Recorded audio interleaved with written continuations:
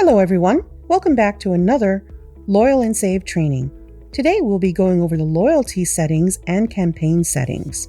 To get started, after you've logged on to the control center, we're going to click on Settings and then Loyalty. Next will be the Terms tab. Terms and Conditions. From here, you will enter the terms and conditions for your company. We allow each company to specify their own set of terms accessible at the store level, and this will be available for your customers to read. The Notification tab.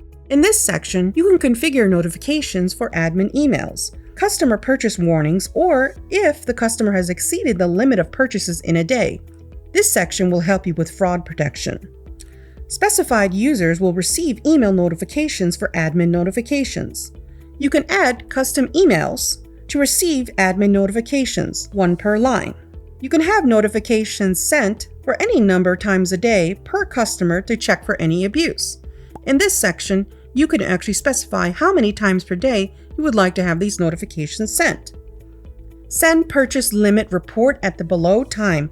From here, you can set a time frame of when you would like to have these emails sent to your admins.